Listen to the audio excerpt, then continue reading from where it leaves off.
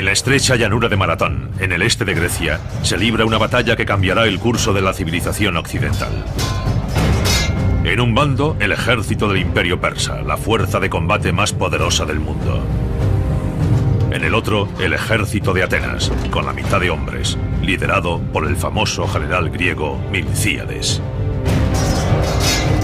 Es una batalla de brillantez táctica frente a enormes obstáculos. Una batalla por el futuro de Grecia y la supremacía del mundo durante la antigüedad. Dos civilizaciones están a punto de chocar. Oriente contra Occidente, en la llanura de Maratón.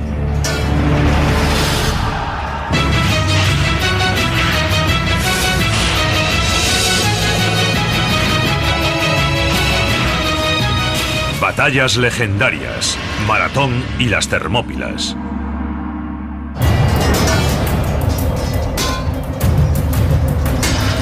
La muerte llega rápidamente. Durante 6 días, el ataque brutal de un invasor sin rostro tiñe el suelo de sangre.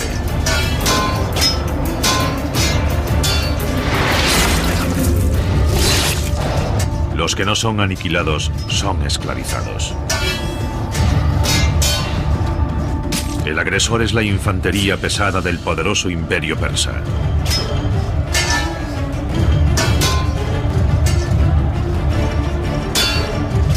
Les llaman los Inmortales. Las víctimas son los habitantes de la isla de Eubea, en la ciudad griega de Eritrea. 600 barcos de guerra persas habían cruzado el mar Egeo, arrasando las islas griegas que encontraban a su paso. Pero Eubea no es su destino final. Se dirigen a Atenas. Su objetivo, destruirla por completo. Recorrieron el Mediterráneo oriental saltando de isla en isla durante su campaña, algo muy parecido a lo que los Estados Unidos hicieron en Japón durante la Segunda Guerra Mundial. Fueron invadiendo islas pequeñas y convirtiéndolas en bases logísticas para lograr una posición desde la que poder atacar a Atenas. Nada detiene a la máquina de guerra persa. Desde Eritrea se dirigen a Atenas.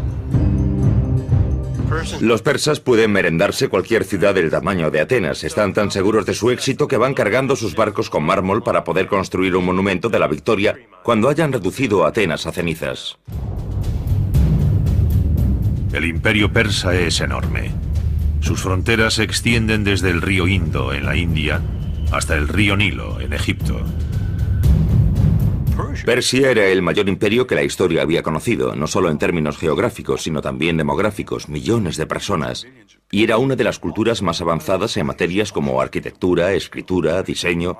Era un imperio multinacional. El imperio persa integraba más nacionalidades y religiones de las que hubiesen existido antes en cualquier otro imperio. Por el contrario, Atenas es solo una más entre las heterogéneas ciudades-estado griegas. La Grecia actual, en aquella época, no era una nación, sino numerosas ciudades-estado. Desde Macedonia en el norte hasta Atenas, Corinto o Esparta. Todos esos estados cuyos nombres van apareciendo en la historia. Cada ciudad-estado era una sociedad independiente, tenía sus propias tierras, su propio ejército.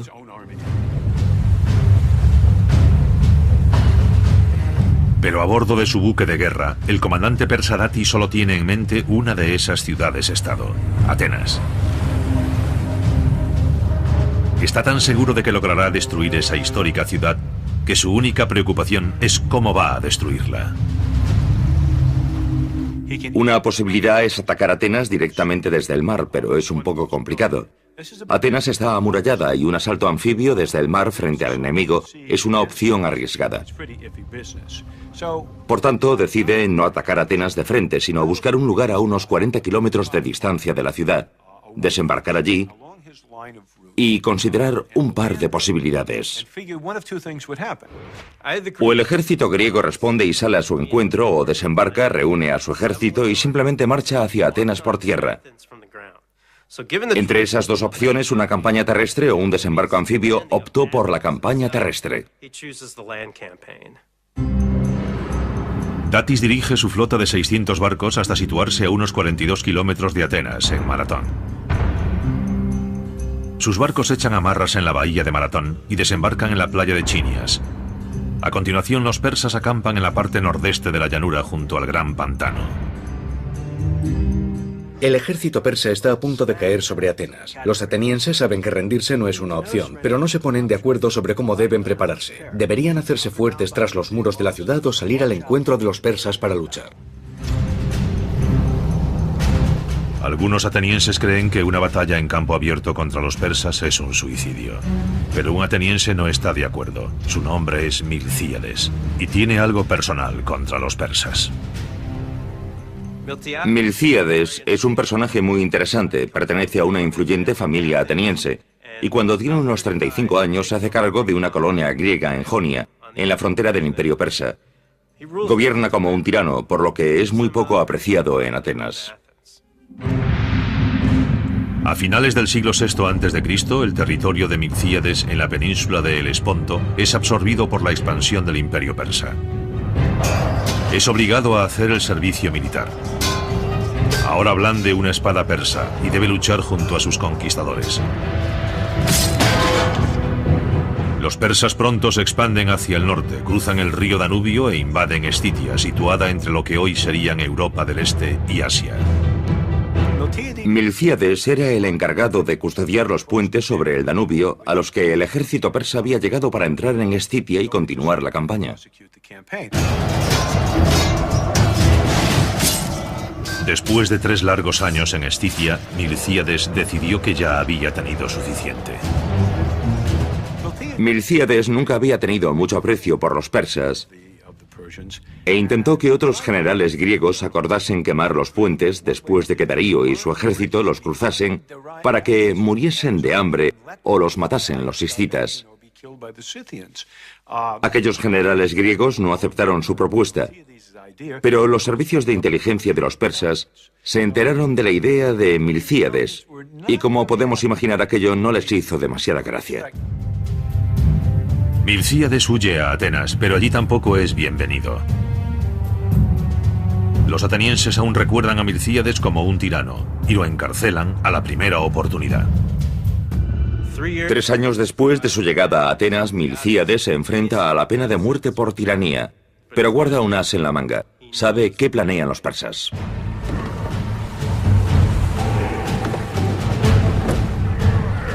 Y los persas se dirigen hacia Atenas para destruirla. Los atenienses no solo perdonan la vida a Milcíades, además lo nombran general. Pero Milcíades tiene que plantearse qué destino es peor, la ejecución o ser destrozado por los guerreros persas.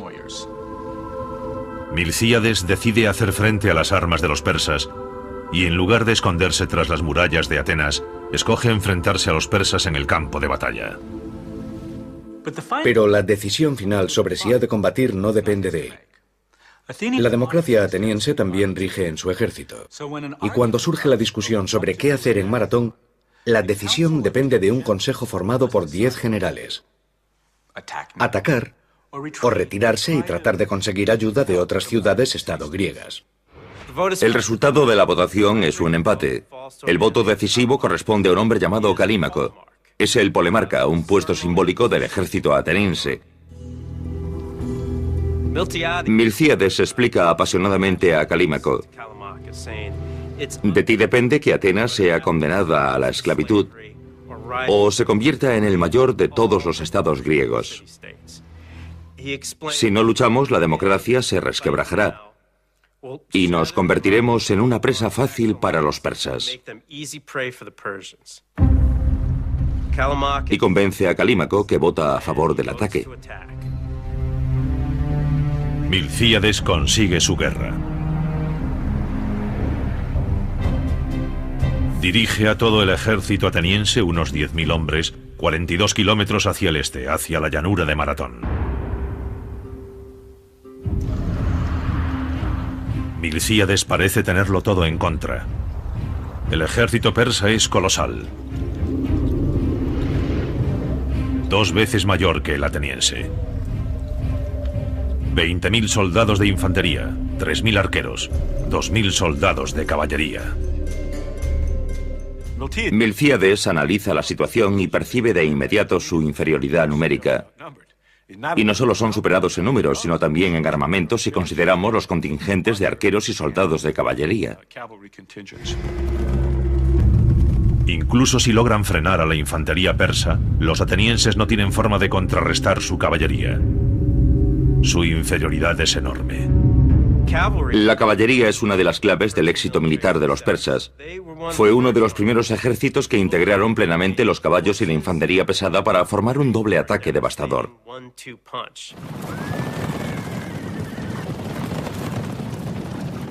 Así lograban dirigir a sus enemigos hacia la brutal potencia de las líneas de infantería. Milcíades es superado en número y armamento. Los atenienses nunca se han enfrentado a un ejército semejante. Pero han aprendido de algunos de los mejores guerreros de la antigüedad. Durante siglos, cada una de estas dos ciudades-estado griegas han derramado la sangre de la otra, pero 50 años antes de que Milcíades se enfrentase a los persas, surgió entre los vecinos griegos un conflicto que en última instancia daría lugar a la batalla de Maratón. En el año 540 a.C., 50 años antes de la batalla de Maratón, dos ciudades-estado griegas, Atenas y Esparta, se enfrentan en campo abierto. La rivalidad entre Atenas y Esparta es como un derbi futbolístico, pero en este caso con lanzas. Buscan constantemente cualquier ventaja que puedan lograr sobre su rival.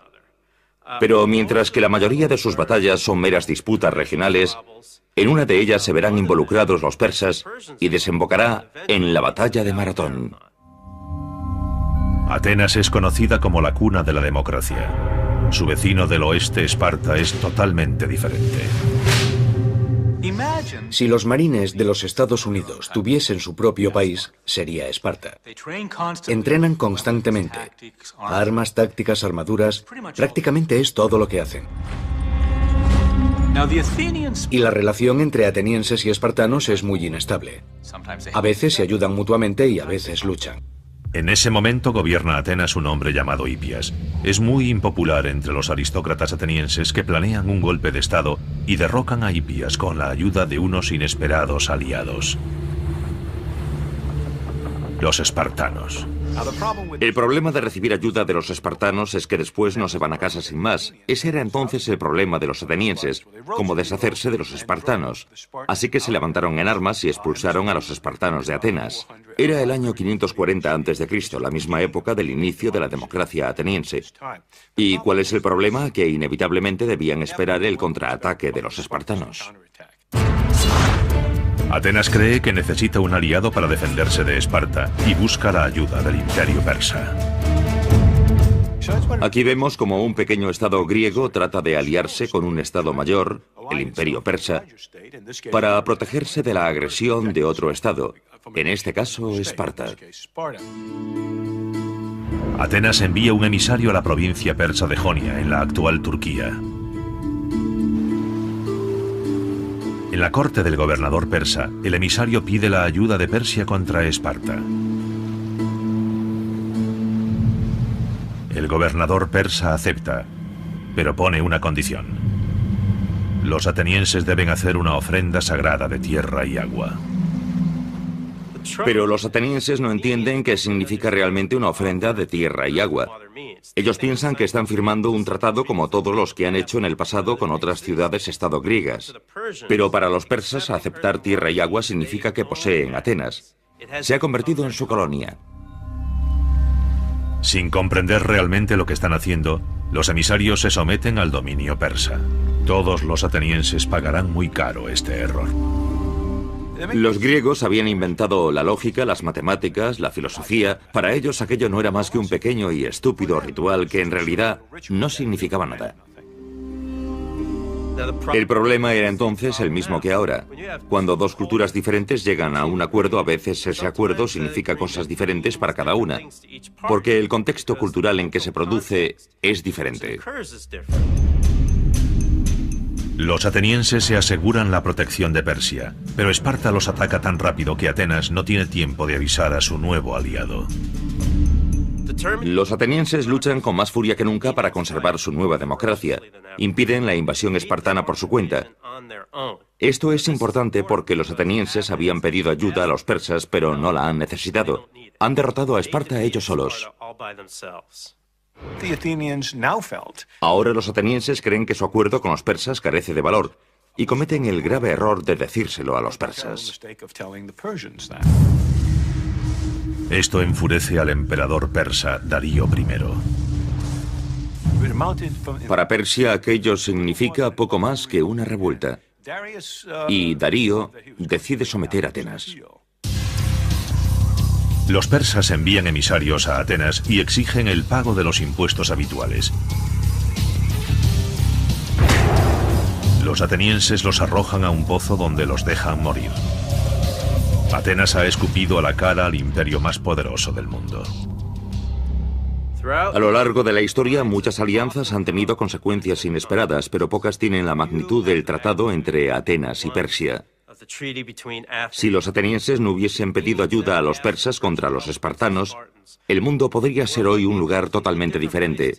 Aquello desencadenó un conflicto entre Oriente y Occidente que durará siglos. Y la primera gran batalla es la de Maratón, donde más de 20.000 soldados persas de infantería, caballería y arqueros se están preparando para reducir Atenas a cenizas. El general ateniense Milcíades y sus 10.000 soldados de la infantería griega están claramente en inferioridad de condiciones, pero Milcíades tiene una ventaja. ¿Cómo compensar su inferioridad numérica con respecto a las tropas persas? La respuesta está, como casi siempre en la historia, el terreno. El terreno y el terreno. Ubicación, ubicación, ubicación. Los historiadores siguen debatiendo la ruta exacta que los persas debieron de seguir para ir de Maratón hasta Atenas. Algunos creen que bordearon la costa, una ruta que cruza el pantano de Brexiza. Cruzar el pantano era factible, pero entonces el ejército persa habría tenido un problema: marchar como una columna para intentar llegar al camino con el ejército ateniense en su flanco, algo que en sí era una mala idea. La otra forma de llegar a Atenas es cruzar las montañas desde el valle de Brana. Si el ejército persa pretende invadir Atenas, ha de pasar por la entrada de ese valle, que no es demasiado ancha. Por tanto, Milcíades decide bloquear el valle y despliega sus tropas en la entrada del valle de Brana para impedir que los persas continúen avanzando. Milcíades ha situado su infantería en el valle como un corcho en una botella. La falange ateniense se compone de líneas de guerreros entrelazados fuertemente organizados. Pueden avanzar y retroceder con facilidad, pero no moverse lateralmente. La falange es una formación increíblemente eficaz para conservar el terreno y avanzar. Cada fila de hombres firmemente unidos utiliza los escudos superpuestos de la fila contigua para formar un muro blindado. Milcíades ancla sus flancos en las laderas de la colina y después tala árboles para situarlos también en los flancos. ¿Por qué lo hace? Sabe perfectamente que los puntos débiles de la falange griega son sus flancos. Siempre que ha sido derrotada lo ha sido por ataques por los flancos de otra falange, o principalmente por la caballería enemiga. En el valle, los flancos de la falange están bien protegidos. Para no depender únicamente del desnivel y las rocas, apila maleza, árboles y troncos para impedir cualquier ataque de la caballería enemiga. Gracias a esta logística, a la situación de sus tropas, ha eliminado a la caballería de la batalla. Es una maniobra brillante. Datis, el comandante persa, no se preocupa y prepara su infantería. Durante 3 días los persas forman listos para la batalla, pero los griegos optan por no enfrentarse a ellos y permanecer en su zona de protección. Cada día sin luchar es una victoria. Su función es bloquear el camino para proteger Atenas. Por tanto, si los persas deciden quedarse allí durante varias semanas, a Milcíades le parecerá bien. Pero los persas no piensan igual. Los persas, frustrados, por fin se lanzan al ataque. Los atenienses adoptan su posición de combate. Pero los persas no envían de inmediato su infantería. Antes lanzan una sobrecogedora lluvia de flechas.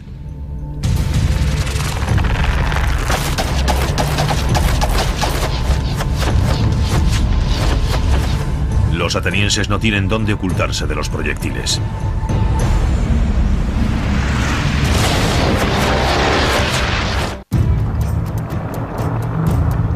Año 490 a.C.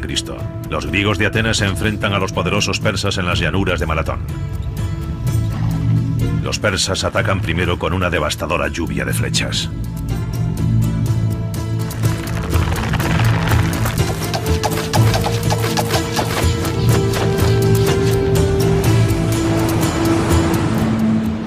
Imaginen aquel muro de proyectiles ocultando literalmente el sol y cayendo sobre los atenienses.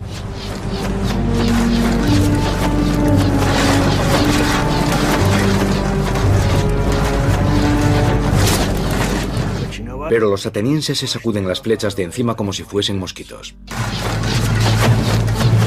Miles de flechas persas, pero muy pocas bajas atenienses. A pesar de que los persas los doblan en número, los atenienses encabezados por el general Milcíades se burlan de ellos. Los persas tienen una misión: atravesar el muro de soldados griegos, marchar hasta Atenas y reducir la ciudad a cenizas. Nadie sabe exactamente lo que ocurre a continuación. Cada historiador tiene una teoría sobre lo que sucedió en Maratón y por qué. Y eso sucede porque solo disponemos de una fuente, el historiador griego Heródoto. El problema es que Heródoto no escribe objetivamente. Parece que escribe el primer blog de la historia. Combina hechos, mitos, anécdotas y rumores en una gran historia, pero nadie en su sano juicio cree que todo es verdad. Entonces, ¿quién atacó primero en Maratón y por qué? Desde la perspectiva ateniense no hay necesidad de atacar a nadie. Pero Datis, el comandante persa, está ansioso por entrar en combate. Tras el fallido ataque con proyectiles, solo hay una cosa que pueda hacer. Solo puede ordenar un asalto frontal. Tendrá que ser un combate cuerpo a cuerpo. 10.000 soldados de la infantería ligera persa cruzan a la carga la llanura de Maratón.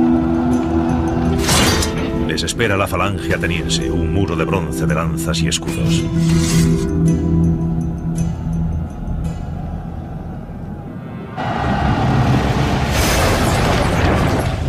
Medio millón de kilos de carne y huesos colisionan. El oplón ayuda a los atenienses a crear ese muro. El escudo griego llamado oplón es más que una tapa de cubo de basura mitificada. Es una innovación bélica revolucionaria. El oplón es un gran escudo circular de madera en forma de cuenco y recubierto de bronce. Puede resistir las flechas y los golpes de las espadas sin astillarse. Pero lo que lo hace realmente notable es la empuñadura, denominada argive. El soldado pasa su brazo por una abrazadera de cuero fijada en el centro del escudo y agarra un asa situada cerca del borde.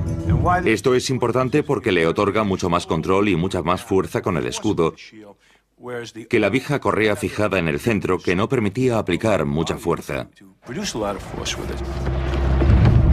Los atenienses logran detener la intensa carga de los persas. Ahora pasan al ataque. El arma principal de los atenienses es el dori o doru, una pesada lanza de madera de fresno. Mide más de 2 metros y tiene una afilada punta de hierro. El dori puede atravesar escudos y armaduras. No es una lanza para arrojar, sino para asestar al enemigo un golpe espantoso. En el siglo VI a.C., la mayoría de los guerreros atenienses visten una ligera armadura laminar hecha de tiras de lino y cuero entrelazadas. Sin embargo, algunos portan corazas pesadas y rígidas. Son placas de bronce esculpidas para simular un torso musculoso. Los cascos de bronce con sus característicos penachos de crin protegen sus cabezas.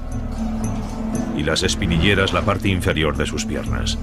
Con su uniforme de combate completo, los hoplitas van blindados de pies a cabeza.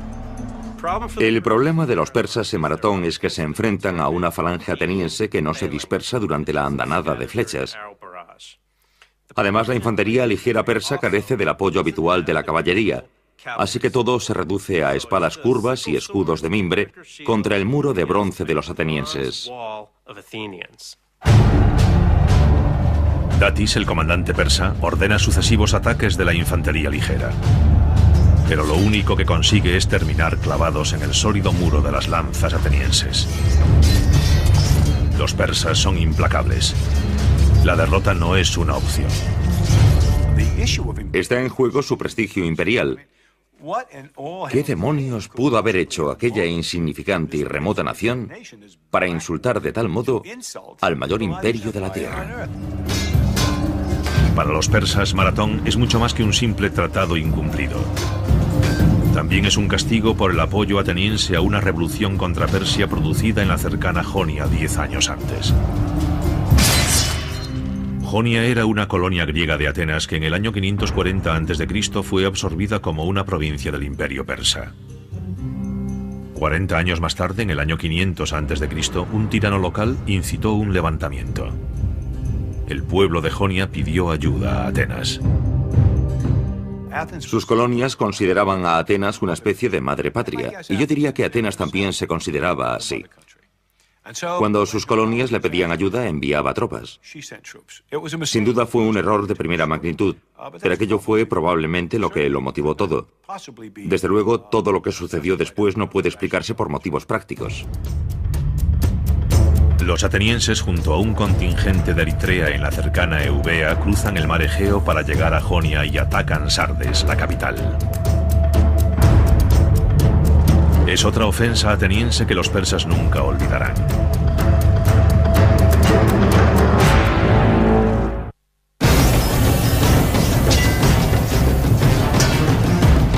Año 500 a.C. 10 años antes de la batalla de Maratón, ha estallado una revuelta en Jonia. Varios contingentes griegos, incluido el de los atenienses, atacan Sardis, la capital jónica controlada por los persas, y la reducen a cenizas. La situación de Persia se complica, pues al mismo tiempo están combatiendo en la India, Egipto y Escitia. Los rebeldes jónicos asestan un duro golpe, pero su victoria no durará mucho. Los persas aumentaron el número de tropas y comenzaron a sofocar la revuelta jónica. Los atenienses, sabiendo que la discreción es la mejor parte del valor, regresaron a casa.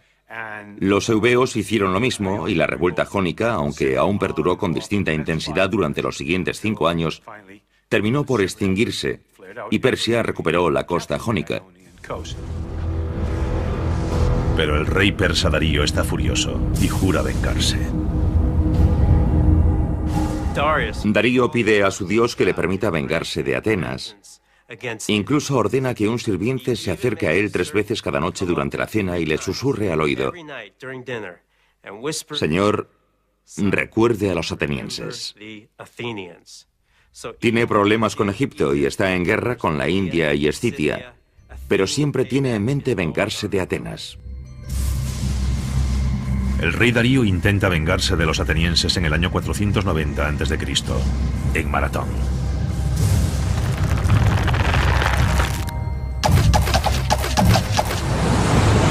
Pero hasta ahora los atenienses han sobrevivido a un ataque masivo de proyectiles persas.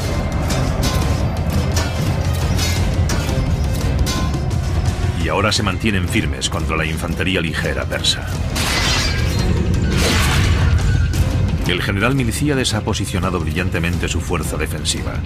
Ha situado las falanges griegas de infantería pesada en un estrecho paso entre las montañas, bloqueando así la ruta hacia Atenas. Los persas habían elegido el campo de batalla acampando en Maratón, pero los atenienses habían elegido el terreno con el fin de obtener una ventaja. Es un viejo truco. Pero da resultado. La infantería ligera persa ni siquiera logra hacer mella en el muro ateniense.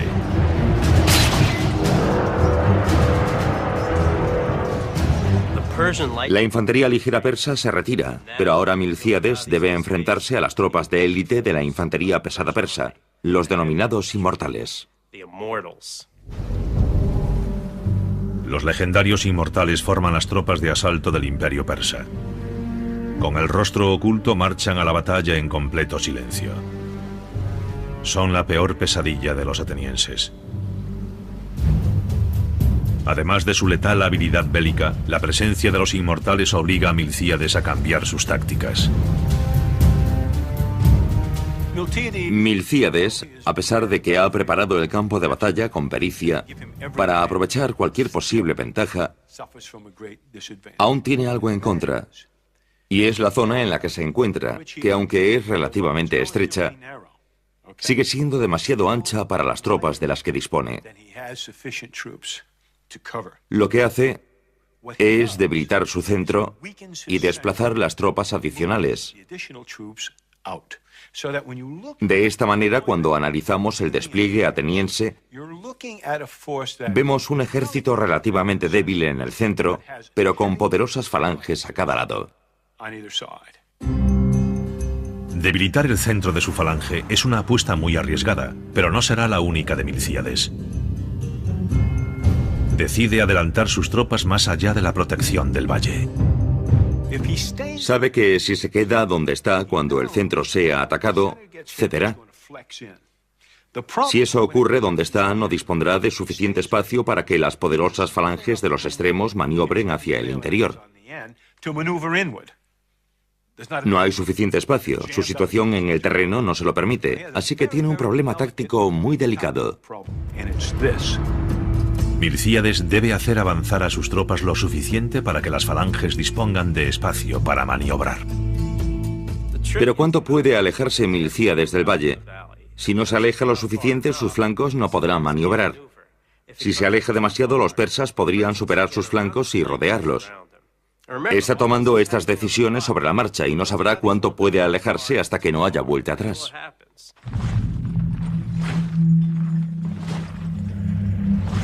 Los inmortales se acercan. Milcíades tiene que decidirse. Ordena a sus tropas que cambien de posición. Heródoto nos dice que en Maratón los hoplitas griegos corren hacia la batalla por primera vez. ¿Por qué nunca lo habían hecho? Por el agotamiento. Los griegos llevan una armadura pesada y lanzas largas, y si corren consumen una gran cantidad de energía. Además, correr plantea otro problema con las propias falanges. Su fuerza radica en su cohesión. Si se debilita conforme avanzan, inmediatamente se vuelve vulnerable. En mi opinión, Heródoto describe un cambio de posición a la carrera, no un movimiento de combate a la carrera. Al recibir la orden, todos avanzarían unos 200 metros intentando en lo posible no perder la posición. Se detendrían y volverían a formar muy rápidamente. Así, en el momento de entrar en combate con los persas, las unidades estarían de nuevo en formación, con las filas listas para recibir la carga.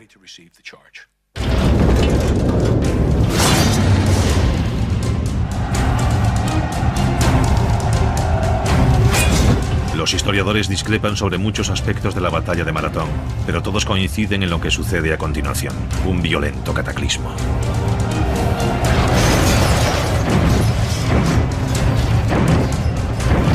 Ambos ejércitos chocan en una espantosa vorágine de bronce y sangre.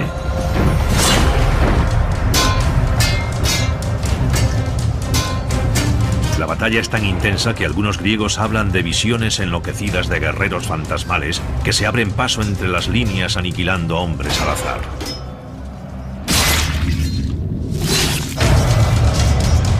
Pero la realidad es igual de aterradora. Los persas avanzan en tropel y los atenienses se ven obligados a retroceder. El centro está debilitado, no puede resistir el ataque persa y está a punto de ceder. Hacen que se repliegue hacia el valle. La presa hoplita está a punto de ceder y Atenas parece estar condenada. El centro de Milcíades está al borde del colapso, pero en los flancos sucede algo bien distinto. La táctica habitual de la infantería persa es situar sus unidades más fuertes en el centro y las más débiles en los flancos. Lo hacen porque los flancos suelen recibir el apoyo de la caballería. Milcíades lo sabía y desvía sus propias tropas hacia los flancos. La caballería persa es inútil en ese terreno y los atenienses pueden abrir brecha en los debilitados flancos de los persas.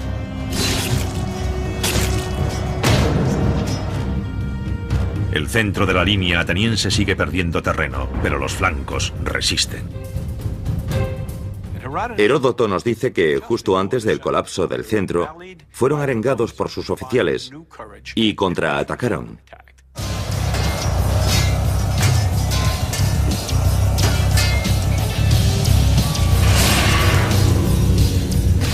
Contraatacan lo suficiente para detener el avance enemigo por el centro.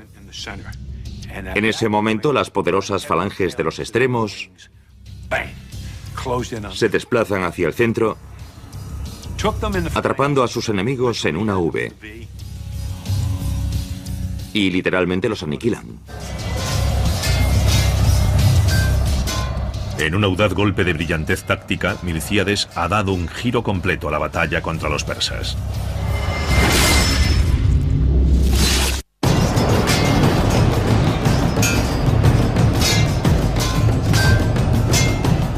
La batalla de Maratón se ha convertido en un baño de sangre persa.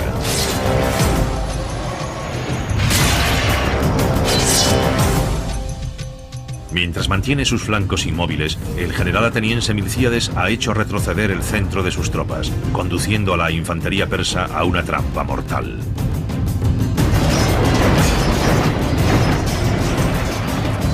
Cercados por tres lados, no pueden maniobrar. Y el pánico cunde entre las tropas persas. Probablemente una de las causas de su pánico fue el propio caos de la batalla. Y algo que sucede a los hombres en combate sin importar lo bien entrenados que estén o lo disciplinados que sean. En ocasiones, el pavor se abre paso en su mente. Cuando eso sucede y el pánico cunde entre las tropas, todo ha terminado. No importa lo disciplinadas que sean las tropas, no hay forma de pararlo. Mueren más de 6.000 persas. Los atenienses pierden menos de 200 hombres.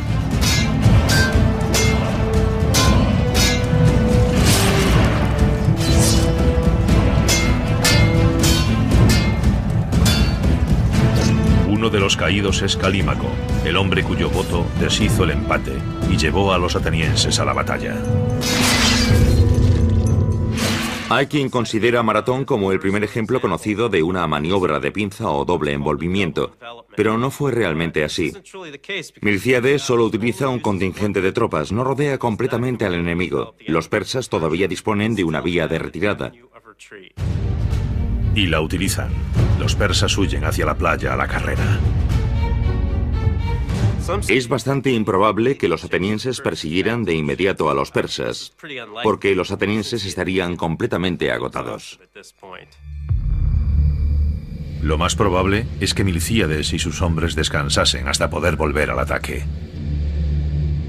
Los persas tuvieron que tardar un tiempo considerable en recoger a sus heridos y sus caballos e intentar llevarlos hasta sus barcos. Podrían haber tardado varias horas, entre 8 y 10 horas. En ese tiempo los griegos pudieron descansar, formar de nuevo y empezar a, yo no diría a perseguir. Empezaron a marchar hacia la playa para obligar a los persas a huir. El combate estalla de nuevo cuando los soldados de la retaguardia persa intentan proteger la retirada.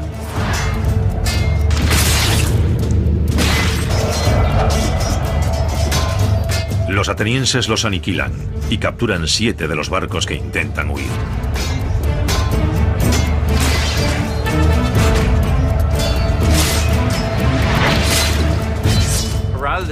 Heródoto cuenta que un soldado agarra un bote con su mano izquierda y los persas se la cortan para huir.